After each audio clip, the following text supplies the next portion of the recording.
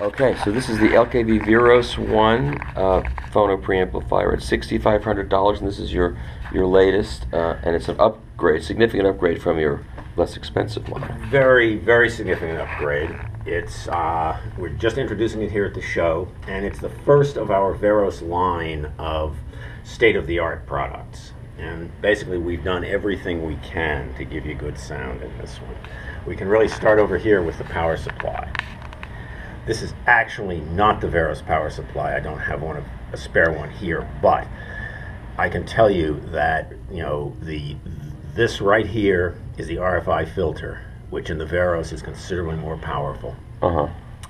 We move here, these caps here. We've added quite a bit of capacitance for the Veros. We've also modified this last stage, which in this one is only filtering, to be both regulation and filtering. So we get a solid, unmoving base of voltage coming out of this into the Veros via this shielded cable. Okay. And we come into the Veros itself. As you can see, it's dual mono. From the power input on, completely separate channels for left and right. And we continuing with the power. One of the big upgrades we have here is we have significantly improved the noise level and solidity of the onboard filtering and regulation here. I've redesigned it. We did a lot of testing, measuring to get the lowest we could here, lowest noise, and most stable voltages again, because that's the foundation you build the rest of the signal on. And if you don't have that solid and right, you really are nowhere. Right. We've also used better, lower noise and faster regulators in this one, which means that it's quieter, and any high frequency anomalies, the regulators handle them much better and wipe them out. Okay. Then the convenience factor seemed to be much. Oh yes, we can definitely improve the convenience factor. I can turn this around for you here.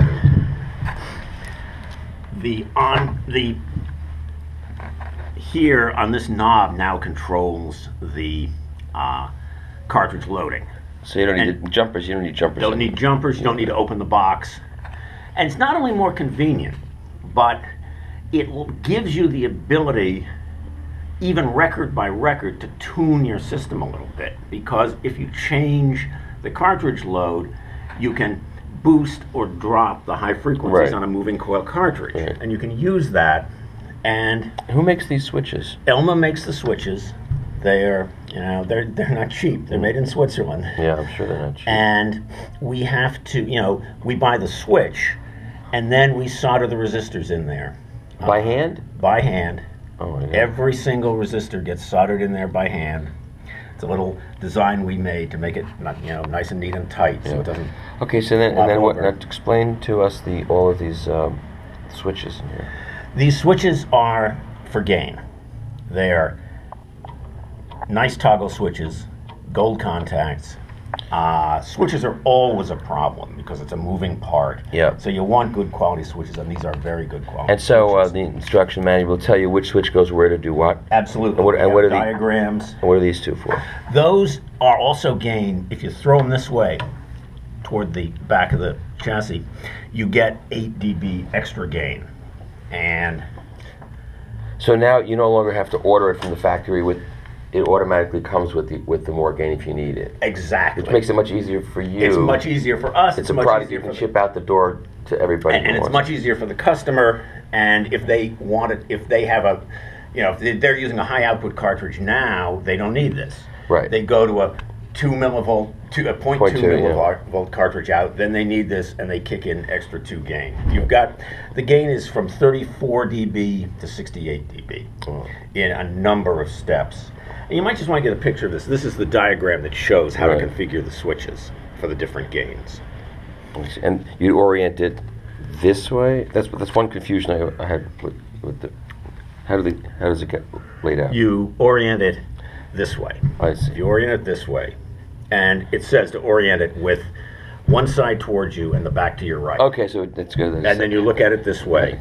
So it's For those of us who are spatially challenged, no matter how well you instruct us, we will go, is it that way? Is it that way? But this, and so... And that's a one-time setting. This is a one-time setting until you change your cartridge or a very different preamp or something. And again, we will still set that up, to begin with. Right. We've also... we've increased in terms of the sound quality, which I think is the... Well, I would hope that all of this would affect the sound. It does. Because people don't want to spend more money just for stuff. Well, and I would not charge people more money for something that I didn't think sounded a lot better. And I think this does. We have increased the voltage on the power rails, which gives you a lot more headroom, which means your dynamics are better, your loud passages sound even clearer and more musical. Pretty good before. I think it was very good before. Yeah. I mean, frankly, Michael, I was a little intimidated when I tried to improve the 2SB. I wondered how much I could do it. But by taking each piece and just making it as good as we could, we used better parts. Right. So it added up to something. It just adds up, every little piece, and it adds up to a lot.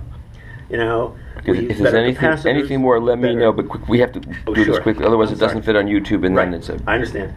Okay.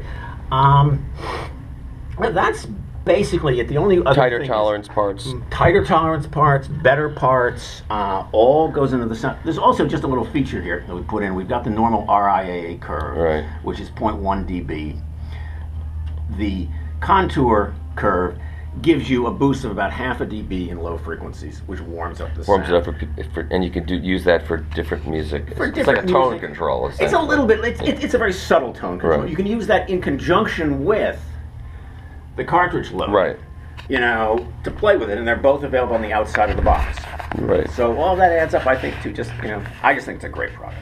I'm sure you do. All right, thanks. Thank you, Michael.